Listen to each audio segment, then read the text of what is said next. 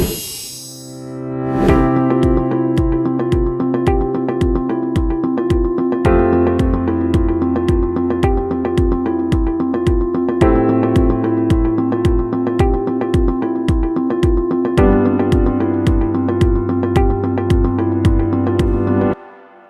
shalom kekasih Tuhan. Di akhir zaman ini, tantangan, godaan, serta proses kehidupan diizinkan Tuhan untuk semakin hari semakin keras. Mari saya berdoa supaya Anda dan saya semakin hari semakin mampu mengerti bagaimana Tuhan mempersiapkan kita menjadi orang percaya yang siap menyongsong kedatangan Tuhan sebagai mempelai pria gereja atas kita mempelai wanita gereja. Dan itu sebabnya dibutuhkan sebagaimana proses hidup, tantangan hidup, tekanan hidup itu kita sikapi sebagai cara Allah untuk memproses kita menjadi orang Kristen yang sungguh-sungguh solid mentalnya, kuat batinnya, dan terutama lagi memiliki kemurnian hati yang menyenangkan hati Tuhan. Saya rindu supaya saudara benar-benar memahami maksud Tuhan ini. Dan kadang-kadang dalam tekanan, dalam tantangan itu seringkali kita merasa, kok Tuhan gak jawab doa saya ya? Saya sudah setia melayani Tuhan, saya sudah berkorban, menabur, saya sudah ngasih perpuluhan, saya sudah jadi orang Kristen, saya nggak nyakitin orang, saya juga mungkin nggak nyusahin orang. Tapi masih saja Tuhan seolah-olah belum menjawab doa saudara ketika engkau dalam tekanan dan dalam pergumulan itu. Amsal 4 ayat 23 berkata, jagalah hatimu dengan segala kewaspadaan, karena dari situlah terpancar kehidupan. Hati merupakan satu wadah tempat roh Allah dan roh saudara untuk menyatu dan bersekutu. Dan dia membutuhkan satu fellowship yang intim dalam kehidupan setiap kita, supaya saudara betul-betul mengalami perjumpaan dengan Tuhan. Tuhan tidak mau membuat saudara menjadi orang Kristen yang akhirnya gagal dalam menanti proses kedatangan Tuhan. Kenapa saudara? Karena kita gagal menjaga hati kita.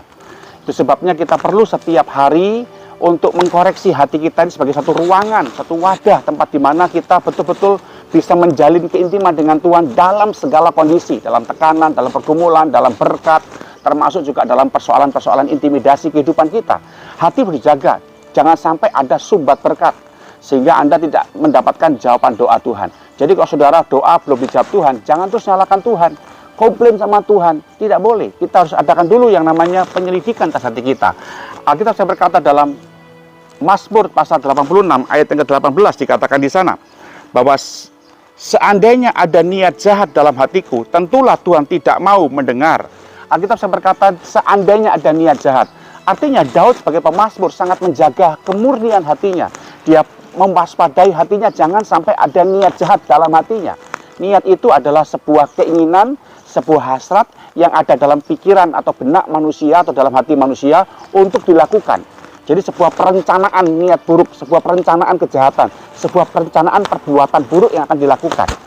Raja Saul, seorang yang pernah diurapi Tuhan, dia pernah menjadi pribadi yang memiliki niat buruk pada waktu itu. Dia berniat ingin membunuh Daud karena iri dengan Daud. Itu sebabnya ketika niat buruk ada dalam hidupnya, dia kehilangan kemuliaan Tuhan dalam hidupnya. Waspadalah Bapak Ibu sebagai anak Tuhan.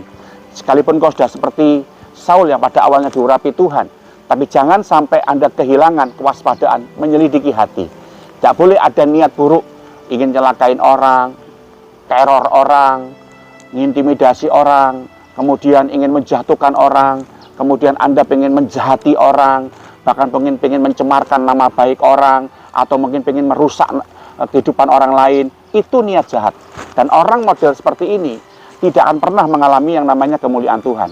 Nah, kalau Anda dalam kehidupan Anda punya masalah-masalah buruk atau niatnya jahat seperti itu, harus segera dibereskan, urungkan, bereskan, batalkan, akui di hadapan Tuhan. Maka Tuhan yang adalah adil dan setia akan mengampuni saudara. 1 Yohanes 1 ayat 9. Tuhan ingin membuat saudara diampuni. Itu sebabnya Bapak Ibu sebagai anak Tuhan tidak boleh punya niat buruk atau niat jahat sama siapapun, apalagi sama hamba Tuhan. Itu dosa besar di mata Tuhan. Ingat, kita ini hidup bukan untuk masa sekarang loh. Kita hidup untuk di masa kekekalan. Itu sebabnya Tuhan ingin supaya saudara betul-betul menjaga kemurnian hati. Kalau ada kebusukan hati atau niat jahat atau niat buruk dalam hatimu, lalu Anda beribadah di gereja, percuma itu nggak akan pernah didengar Tuhan. Nggak percaya? Saya buktikan saudara ya. Alkitab berkata di dalam Yeremia pasal yang ke-5 ayat 25 dikatakan, kesalahanmu menghalangi semuanya ini, dan dosamu menghambat yang baik daripadamu. Kemudian di dalam Yesaya pasal yang ke-59 ayat yang kedua, tetapi yang merupakan pemisah antara kamu dan Allahmu ialah segala kejahatanmu. Ditambah lagi di dalam Amsal 1 ayat 28. Pada waktu itu mereka akan berseru kepadaku, tetapi tidak akan kujawab. Mereka akan bertekun mencari aku, tetapi tidak akan menemukan aku. Oleh karena mereka benci kepada pengetahuan dan tidak memilih takut akan Tuhan. Tuh, ayat ini ayat jelas Bapak Ibu. Percuma Bapak Ibu beribadah, beragama, apalagi jadi orang Kristen, kalau di dalam hatimu punya niat buruk, seperti yang saya sebutkan tadi. Batalkan itu, urunkan itu, akui di hadapan Tuhan, minta pengampunan dari Tuhan, minta kembali Tuhan menyucikan hati saudara, sehingga saudara menjadi pribadi yang mengalami pertumbuhan. Lihat pohon-pohon di belakang ini, warnanya hijau. Hijau adalah lambang pertumbuhan. Hasil pada sebuah pertumbuhan yang diharapkan adalah buah. Ketika Anda melihat pohon ini berbuah, Anda lihat ini pohon nangka ini, tuh mulai berbuah. Nah itu lihat.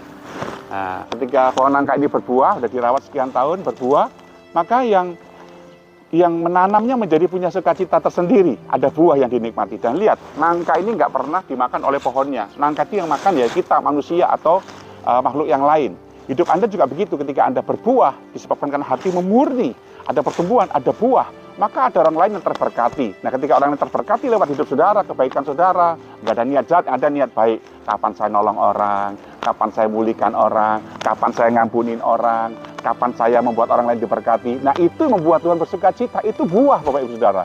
Anda nggak akan pernah punya niat baik kalau selama niat buruk bercokol dari saudara. Perhatikan Raja Saul, selama dia punya niat buruk, maka dia hidupnya selalu merosot, terpisah dengan Tuhan, dan berkatnya diambil daripada Tuhan, dan dia tidak menjadi orang yang memuliakan Tuhan. Karena apa?